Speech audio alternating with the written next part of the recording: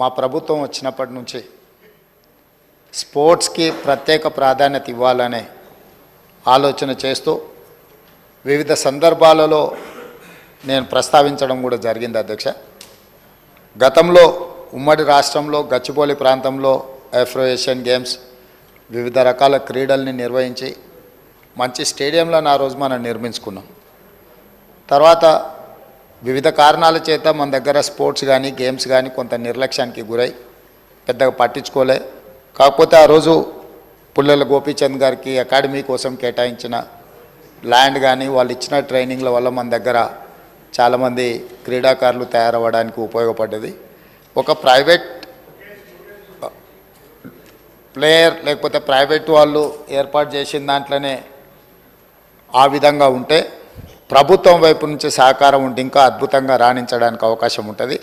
అందుకే రాష్ట్ర ప్రభుత్వం స్పష్టంగా ఈసారి బడ్జెట్లో గతంలో ఎన్నడూ లేని విధంగా 361 కోట్ల రూపాయలు స్పోర్ట్స్ కోసము మనం కేటాయించడం జరిగింది.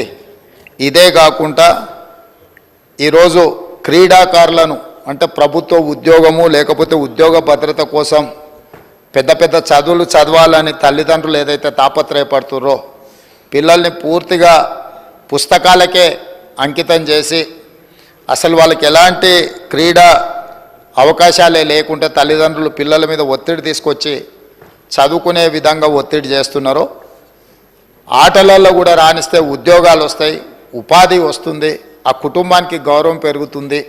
ఈ విషయం ప్రపంచానికి తెలవడం కోసమే ఈరోజు నిఖత్ జరీన్కి ఆర్థిక సాయం అందించినాం. జూబ్లీహిల్స్ బంజారాహిల్స్ ప్రాంతంలో ఇల్లు కట్టుకోవడానికి 600 గజాల ప్లాట్ ఇచ్చినాం.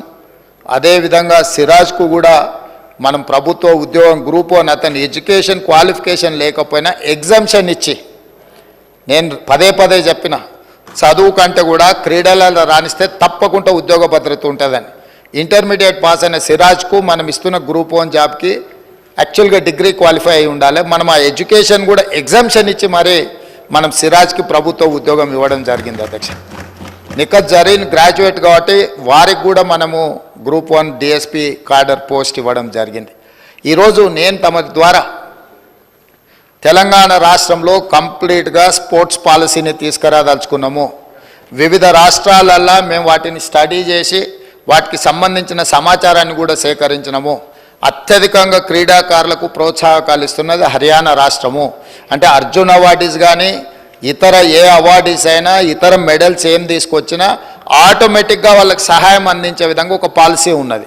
అంటే ఆర్థిక సహాయం కావచ్చు, లేకపోతే ఇల్లు కట్టుకోవడానికి కావచ్చు, లేకపోతే వాళ్ళకు ప్రభుత్వంలో ఉద్యోగాలు ఏ స్థాయి ఏ మెడల్ వస్తే ఏ విధంగా వాళ్ళకి ప్రభుత్వంలో ఉద్యోగ అవకాశాలు కల్పించాలనో హర్యానా స్టేట్లో బెస్ట్ పాలసీని అడాప్ట్ చేసుకున్నారు అధ్యక్ష.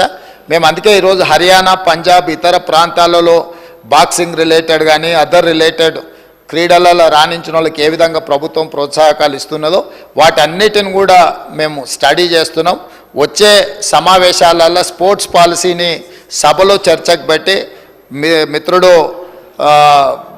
బీజేపీ ఎమ్మెల్యే గారు ఏదైతే సలహా చెప్పినరో స్పోర్ట్స్ స్టేడియంలను కూడా ప్రోత్సహించడానికి ఈరోజు ప్రభుత్వం దాని మీద ప్రత్యేకంగా దృష్టి పెట్టినాం. వీలైనంత మేరకు మండలానికి ఒక మంచి మినీ స్టేడియంను నిర్మిస్తే నిజంగానే ఉపయోగం ఉంటుంది. కాకపోతే ఈరోజు తెలంగాణలో భూముల విలువ అత్యధికంగా పెరిగిపోయి ప్రభుత్వ భూములు కబ్జాలకు లోనయ్యి చాలా ప్రాంతాలలో లేవు. ఎక్కడైనా ఏదైనా మండల కేంద్రాలలోగిన ఒకవేళ భూమి అందుబాటులో ఉంటే ప్రభుత్వానికి బడ్జెట్ కేటాయించడానికి ఎలాంటి ఇబ్బంది లేదు. అదేవిధంగా ఈ వేదిక మీద నుంచి తమరికి నేను చెప్పదలుచుకున్నది, మేము బీసీసీఐతో మాట్లాడుతున్నాం. వారితో ప్రాథమిక చర్చలు పూర్తి అయిపోయినాయి. నిన్న ఎక్కడైతే బేగర్ కంచెలో మనము స్కిల్స్ యూనివర్సిటీని ప్రారంభించుకున్నామో తొందరలోనే నేషనల్ అకాడమీ ఆఫ్ కన్స్ట్రక్షన్ని కూడా అక్కడికే షిఫ్ట్ చేయాలనుకుంటున్నాం. దాని పక్కనే బీసీసీఐని ఒక ప్రపంచ అంతర్జాతీయ స్థాయి క్రికెట్ స్టేడియంను నిర్మించడానికి మేము భూమి కేటాయిస్తాం. మీరు వచ్చి అక్కడ అద్భుతమైన ద బెస్ట్ క్రికెట్ స్టేడియంను నిర్మించండి అని వాళ్ళతో మాట్లాడడం జరిగింది. వాళ్ళు కూడా ముందుకు వచ్చిండ్రు. దాదాపుగా రాబోయే కొద్ది రోజుల్లోనే వారికి భూమి కేటాయించడం, బీసీసీఐ స్వయంగా అక్కడ ఒక మంచి క్రికెట్ స్టేడియాన్ని నిర్మించడానికి ముందుకు వస్తుంది.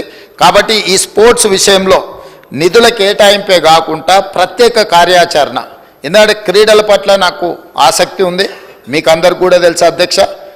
ఈ రాష్ట్రము వ్యసనాల నుంచి యువతను బయటికి తీసుకురావాలంటే క్రీడల్ని ప్రోత్సహించాల్సిన బాధ్యత ఈ సభ మీద ఉన్నది. మన అందరం కూడా ఏకగ్రీవంగా మీరు ఏం సలహాలు సూచనలు ఇచ్చిన క్రీడలకు సంబంధించి తప్పకుండా ఆ స్పోర్ట్స్ పాలసీలో మీరు సజెషన్స్ ఇవ్వండి, వాటిని అడాప్ట్ చేసుకుంటాం. ఆల్రెడీ ఉన్న స్టేడియంలో మీకు యూసుఫ్గూడలో కోట్ల విజయభాస్కర్ రెడ్డి స్టేడియం ఉంది, అది ఇప్పుడు సినిమా ఫంక్షన్లకు అంకితం అయిపోయింది.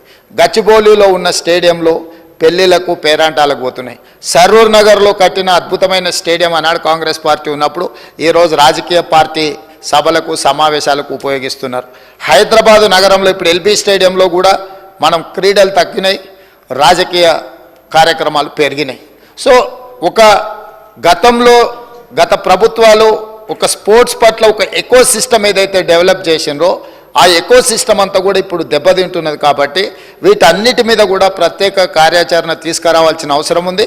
వాటన్నిటిని కూడా మనం అప్గ్రేడ్ చేసుకొని కొత్తగా విద్యార్థులకు క్రీడల పట్ల ఆసక్తిని పెంచాల్సిన బాధ్యత ప్రభుత్వం మీద ఉన్నది. ప్రభుత్వం బాధ్యత తీసుకోవాలనుకుంటుంది. కాబట్టి మీరందరూ కూడా సహకరించి ముందుకు వచ్చి ఈ కార్యక్రమాలలో ప్రభుత్వానికి సహకరిస్తే తప్పకుండా అద్భుతమైన క్రీడలకు సంబంధించిన విధి విధానాలను పూర్తి చేసుకుంటాం. తెలంగాణ రాష్ట్రం నుంచి ప్రపంచంలో ఏ క్రీడలు జరిగినా కూడా తెలంగాణలో శిక్షణ పొందిన వాళ్ళు మెడల్స్ తీసుకొచ్చే విధంగా వాళ్లకు శిక్షణ ఇవ్వాలని మేము అనుకుంటున్నాం. మీ మద్దతు ఉండాలని కోరుకుంటున్నాం అధ్యక్ష. అదే